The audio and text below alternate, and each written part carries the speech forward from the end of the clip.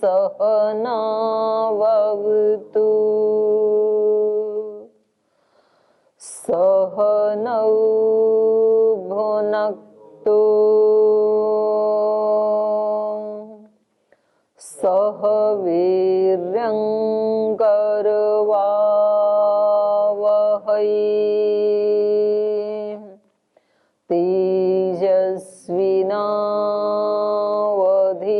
तेजस्विनावधीतमस्तु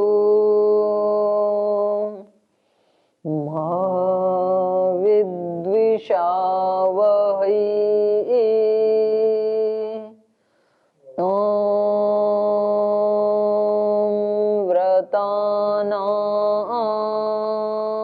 व्रतपते व्रतं चरिष्यामि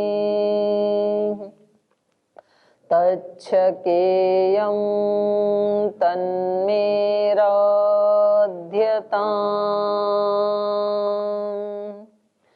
इदमहमनृतात् सत्यमुपैमि ॐ शान्ति शान्ति शान्तिः।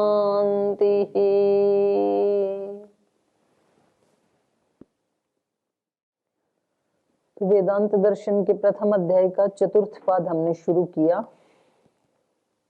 चतुर्थ पाद में ये बताया कि जो मूल प्रकृति है वो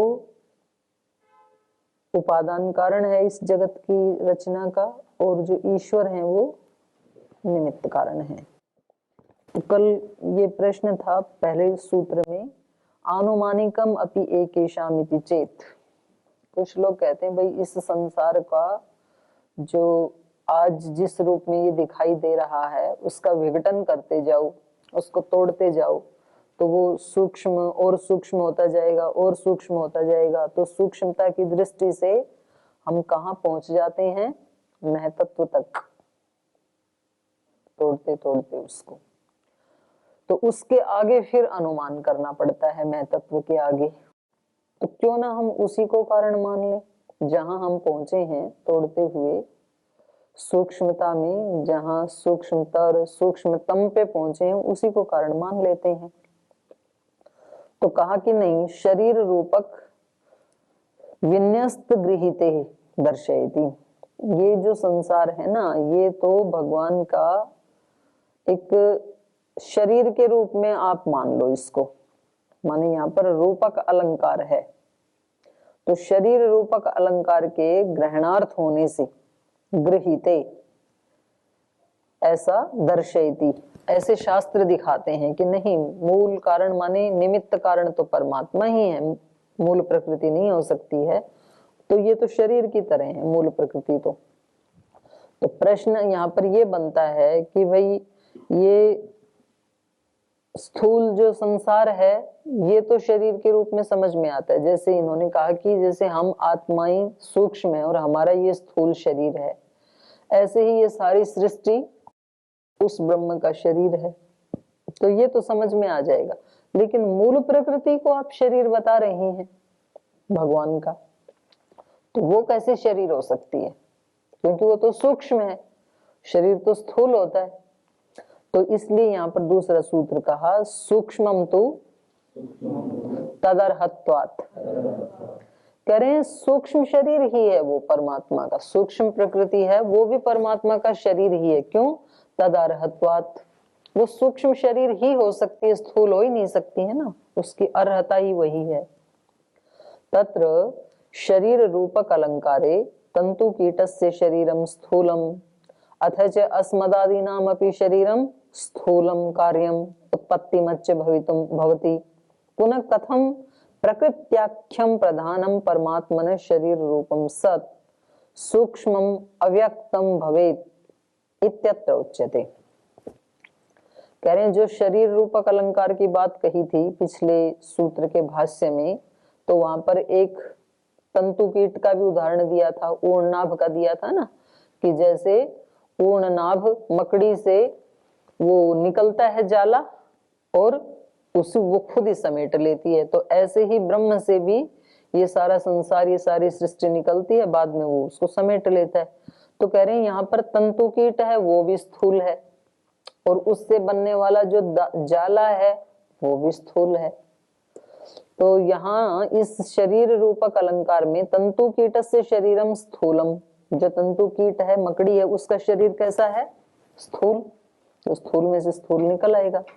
अथच अस्मदादि नाम अपनी शरीरम स्थूलम, और जो हम आत्माएं हैं, हमारा शरीर भी क्या है? स्थूल है। कार्यम, कार्य रूप है। कारण तो इसका मूल प्रकृति हो सकती है या त्रिगुण हो सकते हैं, लेकिन ये कार्यम है। और उत्पत्ति मच्य, और उत्पत्ति वाला है, इसकी उत्पत्ति होती है, तो कोई ना कोई डेट ऑफ बर्थ है सबकी। उत्पत्ति मच्य भवति पुनः कथम प्रकृत्याख्यम प्रधानम, लेकिन जिसको हम प्रकृति कहते हैं और प्रधान भी कहते हैं, वो प्रधान कैसे?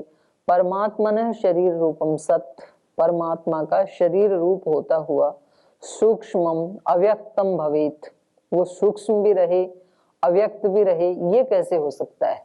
क्योंकि वो परमात्मा का शरीर है तो स्थूल रूप होना चाहिए उसका, और व्यक्त रूप होना चाहिए। उसका नाम ही क्या है?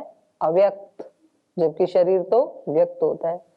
तो करें यहाँ पर इति अत्र उच्यते, ऐसा कोई कहे तो यहाँ पर उसका उत्तर दे रहे हैं। तत्तु खलु सूक्ष्मम ही भवति, बोले वो परमात्मा का शरीर है वो सूक्ष्म ही होता है, स्थूल नहीं हो सकता है। कुतः?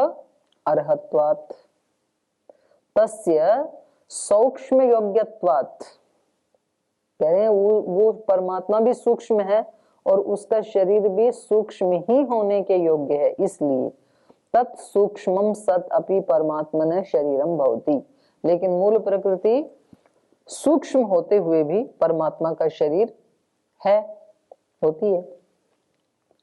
कैसे? सूक्ष्म होते हुए भी। यथा च आकाशः सूक्ष्म सन्नपि परमात्मन शरीरम भवति, जैसे कि आकाश स्थूल तो नहीं है, सूक्ष्म होते हुए भी परमात्मा का शरीर है। जैसे बृहदारण्यक में कहा, यह आकाशे तिष्ठन् आकाशादंतरो यम आकाशो न वेद यस्य आकाशः शरीरम, जो आकाश में रहता हुआ भी आकाश से भिन्न है। यम आकाशो न वेद, उसको आकाश भी नहीं जानता, लेकिन यस्य आकाश शरीरम, आकाश जिसका शरीर है, तो कौन है वो? ब्रह्म। तो इत्थम, जब आकाश उसका शरीर हो सकता है, तो ऐसे ही पृथ्वी, ये मूल प्रकृति भी उसका शरीर हो सकती है। इत्थम प्रकृत्याख्यम प्रधानम अपि सूक्ष्मम सत परमात्मन शरीरम अभिसंपद्यते। तो जैसे आकाश उसका शरीर हो सकता है, इसी प्रकार जो प्रकृत्याख्यम प्रधानम अपि, जिसको हम मूल प्रकृति कहते हैं और जिसको हम प्रधान भी कहते हैं, वो भी सूक्ष्मम सत, सूक्ष्म होते हुए भी, परम सूक्ष्म होते हुए भी परमात्मा शरीरम अभिसंपद्यते, परमात्मा का शरीर हो सकता है। क्योंकि शरीर को हम प्रेरणा देते हैं कि अब आप ऐसे ऐसे ऐसे से करो, ऐसे ही मूल प्रकृति को भी परमात्मा प्रेरणा देता है। तो उसकी प्रेरणा से फिर वो महतत्व के रूप में, अहंकार के रूप में और पूरे 25 तत्वों के रूप में अपने आप को अभिव्यक्त करती है। तो कह रहे हैं इत्थम प्रकृत्याख्यम प्रधानम अपि सूक्ष्म सत परमात्मन शरीरम अभिसंपद्यते। जगतो अन्वयित्वेन अंतिमम समवायी कारणम च तत्, और कह रहे हैं इस जगत में अन्वयित्वेन, अन्वयी के रूप में, अन्वित होती हुई, अंतिमम समवायी कारणम, अंतिम रूप से जो समवायी कारण है वो तत्, वो प्रकृति है, मूल प्रकृति है। तस्मात् तेन प्रधानेन अव्यक्तेन सूक्ष्मेण भवितव्यम एव, तो इस प्रकार से वो जो अव्यक्त प्रधान प्रकृति है, सूक्ष्म प्रकृति है, वो परमात्मा का शरीर हो ही सकती है। ठीक है। परमात्मा तो तद अपेक्षया सूक्ष्माति सूक्ष्म, क्योंकि इसका शरीर क्या है? परमात्मा का सूक्ष्म, मूल प्रकृति सूक्ष्म है ना, तो शरीर उसका सूक्ष्म है, तो परमात्मा तो तद अपेक्षया अपि सूक्ष्म है, तो परमात्मा तो उस सूक्ष्म की अपेक्षा से भी सूक्ष्म है, उससे भी ज्यादा सूक्ष्म है, तो उसको क्या कहा परमात्मा को? अति सूक्ष्म। वो तो अति सूक्ष्म है। उत्तम ही, ये कठोपनिषद में कहा ही है, अणो रणीयान। अणु से भी, अणु का मतलब वहां पर परमाणु नहीं है, अणु माने सूक्ष्म, वो सूक्ष्म से भी ज्यादा सूक्ष्म है, सूक्ष्म से भी अति सूक्ष्म है वो। अणोरणीयान, मह तो महियान, महान से भी ज्यादा महान है। तस्मात् तस्य अव्यक्तम प्रधानम शरीरम इति सिद्ध्यति। तो इसलिए क्योंकि वो सूक्ष्म से भी परम सूक्ष्म है, इसलिए ये अव्यक्त प्रधान मूल प्रकृति उसका शरीर है, ये सिद्ध होता है। और कह रहे हैं क्योंकि वो परमात्मा के अधीन है और यही उसका अर्थवत है, यही उसका प्रयोजन है, तो इससे भी पता लगता है कि ये अव्यक्त प्रकृति इस जगत का कारण नहीं है, बल्कि परमात्मा ही इस जगत का कारण है, क्योंकि वो तो परमात्मा के अधीन है और अधीन होकर के ही वो सार्थक बनती है, अर्थवत बनती है। हमारा शरीर हम आत्माओं के अधीन होकर के ही सार्थकता को प्राप्त करता है। यदि आत्मा निकल जाए, आत्मा के अधीन ना हो, ये शरीर स्वतंत्र हो, तो फिर ये कुछ भी नहीं कर पाएगा, तब तो इसको उठा के जला देंगे डेड बॉडी कह करके। तो ऐसे ही कहा तद अधीनत्वात् अर्थवत। हाँ, तत् मतलब यहाँ पर परमात्मा, उस परमात्मा के अधीन होने से अर्थवत, ये मूल प्रकृति सार्थक होती है। उसका शरीर बता रहे हैं ना, तो बोलो उसका शरीर होने में ही इसकी सार्थकता है, क्योंकि ये तो अपने आप में तो जड़ है, तो उसका शरीर बनेगी तो ही उसकी प्रेरणा से इसकी सार्थकता हो सकती है। परमात्मा अधीनत्वात् प्रकृत्याख्यम प्रधानम अर्थवत, अर्थवत माने सार्थकम जगत जन्मादि कारणम भवति न अन्यथा। परमात्मा के अधीन होने से ही जो प्रकृति है, अर्थात जो प्रधान प्रकृति है, वो अर्थवत, अर्थवत माने सार्थकम जगत जन्मादि कारणम, जगत के जन्मादि कारणों में वो सार्थक होती है, न अन्यथा। ईश्वर की प्रेरणा यदि ना हो, उसके अधीन यदि मूल प्रकृति ना हो, तो उसकी कोई सार्थकता नहीं है, क्योंकि ईश्वर की प्रेरणा के बिना वो पंच महाभूत पर्यंत अपने विभिन्न रूपों में आ ही नहीं सकती है। उसको गति कौन देता है? वो तो जड़ है ना, तो जड़ में अपनी गति नहीं होती है। जड़ को गति कौन देता है? कोई चेतन देता है। गाड़ी में अपनी गति नहीं है, वो कितने भी साल खड़ी रही वहां से चलेगी नहीं वो, जब तक कि कोई चेतन उसको ना चलाए। तो यहाँ कहा तस्य जड़त्वात्, उसके जड़ होने से, यद यद जड़म तत् तत् पराधीनम भवति, ये व्याप्ति है, जो जो जड़ होता है वो किसी न किसी के पराधीन होता है। यद यद जड़म तत् तत् पराधीनम भवति न स्वाधीनम, वो स्व अधीन नहीं होता है। तस्य सार्थकत्वम चेतनाधीनत्वात् एव भवति, उस जड़ की सार्थकता चेतन के अधीनत्व होने से ही होती है। यथा मृत्तिकाया घटादि रूपांतर परिणामेन घटादिकोत्पादनम कुंभकार अधीनम भवति न स्वाधीनम, तद्वत् अत्रपि विज्ञेयम्।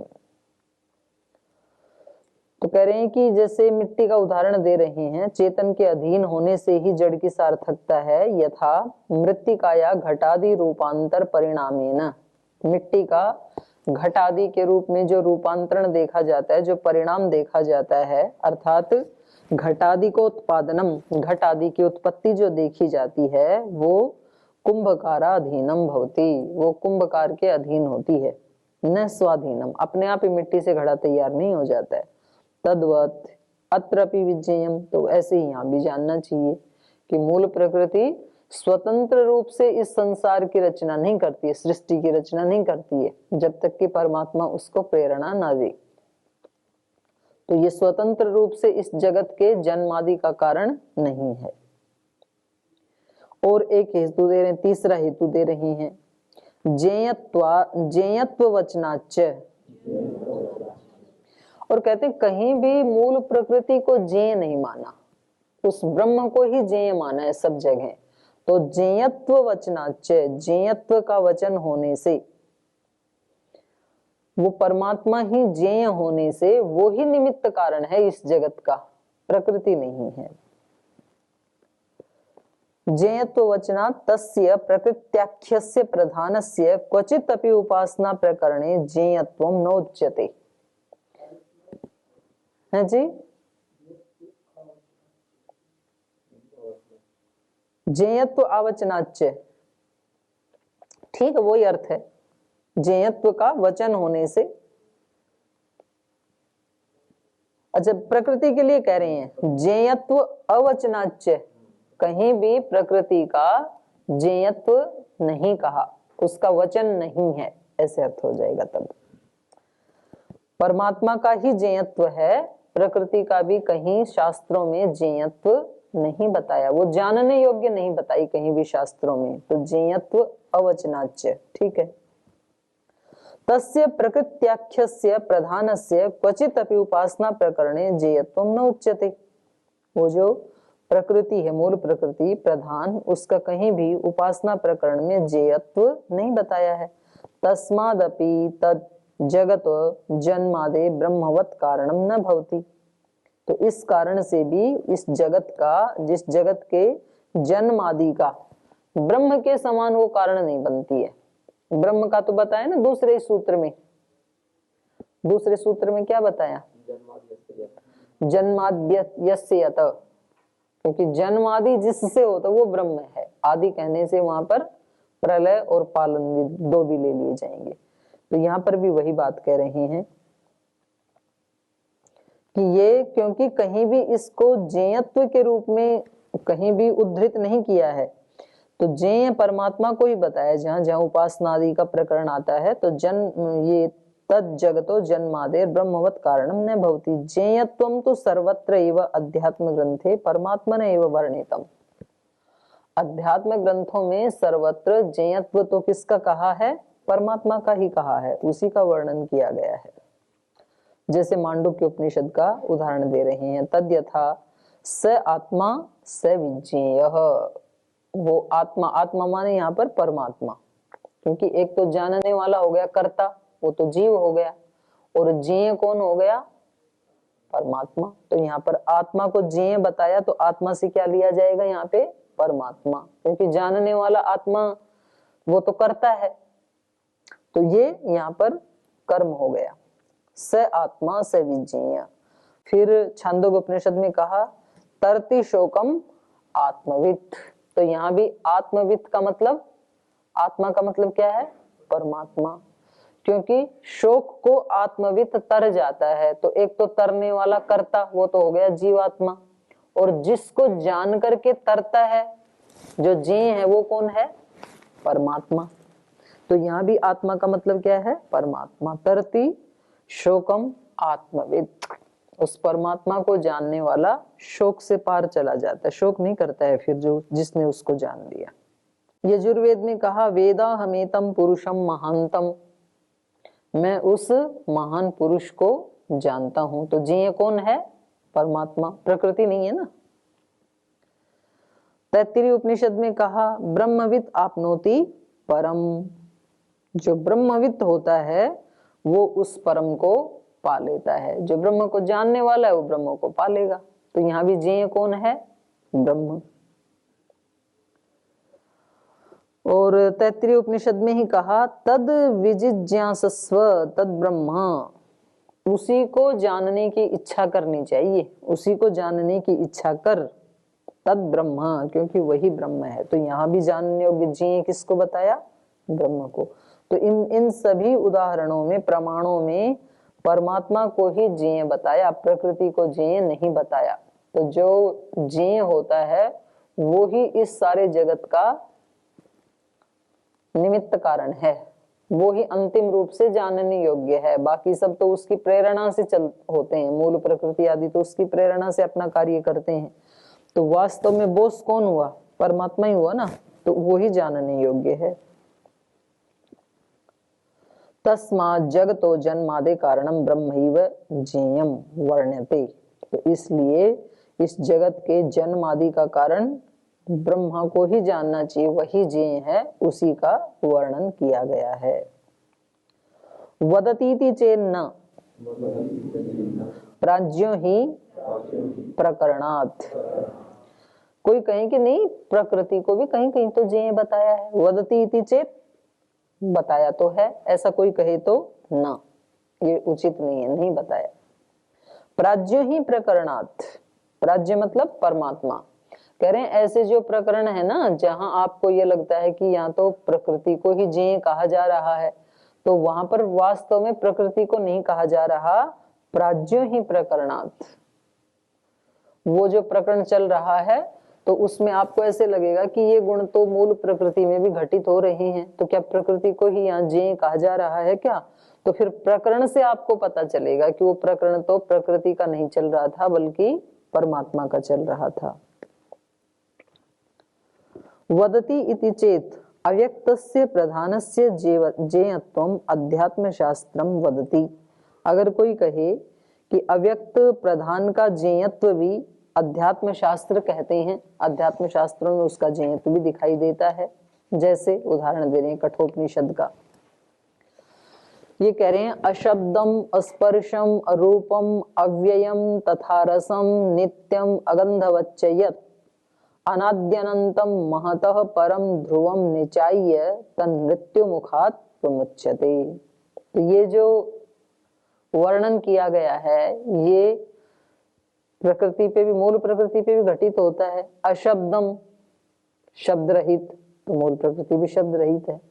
अशब्दम अस्पर्शम स्पर्श रहित भी है वो। अरूपम रूप रहित भी है। अव्ययम नाश को प्राप्त नहीं होती है, नित्य है मूल प्रकृति, तो अव्यय भी है। तथा अरसम वहां कोई रस की अभिव्यक्ति नहीं है। नित्यम नित्य है। अगंधवच्च और गंधादि गुण भी उसमें नहीं है। तो सारे के सारे ये गुण किसमें घट रहे हैं? मूल प्रकृति में। अनाद्यनंतम अनादि है और अनंत है, उसका कोई आदि नहीं है कि वो कब से है मूल प्रकृति, और उसका कोई अंत भी नहीं है कि कब तक रहेगी। तो ये दोनों गुण भी उसमें घट रहे हैं मूल प्रकृति में। महत परम, महत माने महतत्व से, परम माने परे है। महतत्व से भी परे का मतलब सूक्ष्म, महतत्व से भी सूक्ष्म है। ध्रुवम निचाय्य, और जो ध्रुव है स्थिर, कभी उसका नाश नहीं होता, उसको निचाय्य, उसको जान करके तत् मृत्यु मुखात् प्रमुच्यते, ये साधक मृत्यु के मुख से छूट जाता है। तो यहाँ पर मूल प्रकृति क्या है? ज्ञेय। कोई कहे कि ये ज्ञेय तो है क्योंकि ये सारे के सारे लक्षण मूल प्रकृति में घट रहे हैं। तो कह रहे हैं अत्र वचने, इस वचन में शब्दादि विहीनत्व विशेषणेन तथा च महत परिमिति वर्णनेन प्रकृत्याख्यम प्रधानम अव्यक्तम निचाय्यम ज्ञेयम इति स्पष्टते। ये जो वचन है ऊपर वाला कठोपनिषद का, जो शब्दादि विहीनत्वम विशेषणेन, इसमें शब्द स्पर्श आदि की जो विहीनता बताई है इस विशेषण से, शब्दादि विहीनत्व विशेषणेन तथा च महत परम इति वर्णनेन, और जो महतत्व से सूक्ष्म है ऐसे वर्णन करने से, प्रकृत्याख्यम प्रधानम अव्यक्तम, जिसको हम प्रकृति कहते हैं, मूल प्रकृति, और प्रधान भी कहते हैं, जिसको अव्यक्त भी कहते हैं, उस अव्यक्त प्रकृति को निचाय्यम ज्ञेयम, उसको जानो, उसको जान करके मृत्यु के मुख से छूट जाता है। तो कह रहे हैं यहाँ पर ज्ञेयम इति स्पष्टते, तो उसका ज्ञेयत्व स्पष्ट दिखाई दे रहा है। यतो ही तत्प्रधानम शब्दादि विहीनम अव्यक्तम भवति ही, क्योंकि ये जो प्रधान है, मूल प्रकृति है, ये शब्दादि विहीनम, शब्दादियों से विहीन है, और अव्यक्तम अव्यक्त भी है वो, उसको तो नाम ही अव्यक्त है, व्यक्त नहीं है ना कुछ भी वहां पर। अव्यक्तम भवति ही तच्च महत परम, और जो महतत्व से भी सूक्ष्म है। अव्यक्तम तत्र सूच्यते भी, और वहां पर ही कठोपनिषद में ही उसके बारे में ये सूचित भी किया है, बताया भी गया है। महत परम अव्यक्तम, महतत्व से परे मूल प्रकृति क्या है? अव्यक्तम। तो महत पर अव्यक्तम तो स्पष्ट, महत से परे अव्यक्त कौन है? मूल प्रकृति ही है। महत परम अव्यक्तम इति चेत केनचित उच्चेत तर्हि। ये सब वर्णन करके यदि कोई कहे कि यहाँ पर मूल प्रकृति को भी ज्ञेय बताया गया है, ऐसा कोई प्रश्न करे तो न, ये उचित नहीं है। प्राज्ञ ही प्रकरणात्, क्योंकि जहां का ये वचन है कठोपनिषद 3:15 का, वहां पर प्रकरण किसका चल रहा है? परमात्मा का। यतो ही प्राज्ञ परमात्मा एव ज्ञेयत्वेन अत्र प्रकरणात् स्पष्टते। ज्ञेयत्व के रूप में इस प्रकरण में परमात्मा का ही स्पष्ट रूप से वर्णन किया गया है। प्रकरणम ही तत्र परमात्मनो विद्यते। वहां जो प्रकरण चल रहा है वो किसका है? परमात्मा का चल रहा है। प्रकरणम ही तत्र परमात्मनो विद्यते पूर्वतः प्रक्रियते परमात्मा। पहले से ही ये जो शब्द है यहाँ पर परमात्मा की अनुवृत्ति आ रही है, परमात्मा की ही प्रक्रिया चल रही है वहां पर। पुरुषान्न परम किंचित सा काष्ठा सा परागति। पुरुषात परम किंचित न परम। यहाँ पुरुष का मतलब क्या है? परमात्मा। उस परमात्मा से सूक्ष्म और कुछ भी नहीं है। परम का मतलब है यहाँ सूक्ष्म। सा काष्ठा, वो सूक्ष्मता की पराकाष्ठा है। सा काष्ठा सा परागति, वो सबसे सूक्ष्मतम है, परम सूक्ष्म है, पराकाष्ठा है वो सूक्ष्मता की। एष सर्वेषु भूतेषु गूढ़ात्मा न प्रकाशते। तो ये गूढ़ात्मा कर लो, गूढ़ोत्मा की जगह ना।